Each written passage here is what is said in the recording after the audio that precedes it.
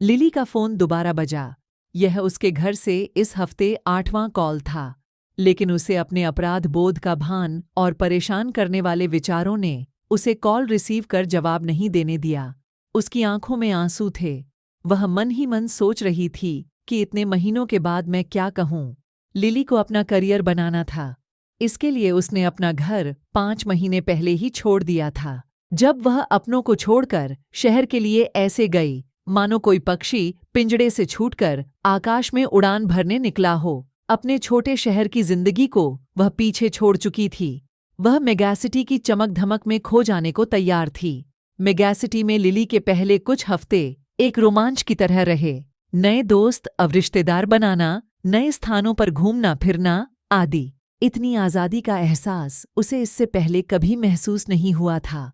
नए जीवन की शुरुआत करने की सोच उसके भीतर इस कदर हावी हो चुकी थी कि इस चाहत में उसने अपने पुराने जीवन से पूरी तरह से खुद को किनारा कर लिया था। इस चाहत ने उसे अपने परिवार को अपने मन से दूर धकेल दिया था। मगर जैसे जैसे समय गुजरने लगा, उसके नए शहर में नए जीवन का आकर्षण कम होने लगा था। उसे अपने जीवन में घर का मोल है, इस बात का एहसास होने लगा था। उसके मन में परिवार में शामिल होने की खुशी, प्यार और देखभाल की भावना की इच्छा हिचकोले मारने लगी थी। वह अपने घर परिवार के लिए तड़पने लगी थी, लेकिन उसे यह समझ नहीं आ रहा था कि इतने महीनों की फ़ोन कॉल और घर के लोगों से भावनात्मक दूरी के बाद आखिर करे तो क्या करे। वह इसी उधेड़बुन में पड़ी हुई थी।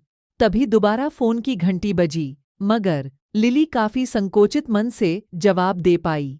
कॉल रिसीव करते ही उधर से आवाज़ लिली के कानों में सुनाई पड़ी।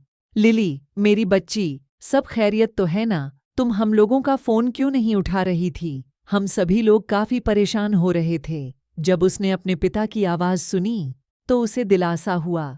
वह अपने पूरे परिवार के साथ रहने के लिए तरस रही थी, जो उससे बेइंतहा प्यार करते थे। भले ही वह कहीं भी क्यों न रहे या उसने कुछ क्यों न कर दिया हो, हर स्थिति में वह घर की लाडली थी।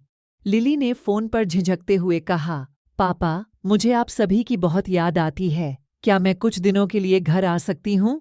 बिल्कुल बेटा, ये तुम्हारा ही तो घर है। मैं इस हफ्ते के अंत में तुम्हें लेने आ जाऊंगा। यह सुनकर तुम्हारी माँ भी खुशी से झूम उठेगी। लिली के पिता ने जवाब दिया, क्या आप मुझसे मिलने के लिए पागल नहीं हो? मैंने शायद ही कभी आपको कॉल किया हो या फिर आपके फ़ोन कॉल का जवाब दिया हो। मैं आपसे हमेशा बहाना बनाकर बोल देती थी कि मैं व्यस्त हूँ, जबकि मैं खाली रहती थी। मुझे बहुत खराब लग रहा है। लिली ने अपने पापा से कहा, ऐसा मत सोचो, हम आपसे खफा नहीं हैं, बल्कि हम सभी को आप पर गर्व है, क्योंकि हर माता पिता अपने बच्चों के लिए यही करते हैं। लिली के पिता ने जवाब दिया। अपने पिता के मुंह से यह बात सुनकर लिली को एहसास हुआ कि नए शहर में अपनी मनमर्जी से जीवन जीना और रोमांचक स्थानों का भ्रमण करना थोड़े दिनों के लिए एक सुखद अनुभव करा सकता है, लेकिन यह उसके परिवार का प्यार ही था जो उसे घर वापस ले जाने को आतुर है।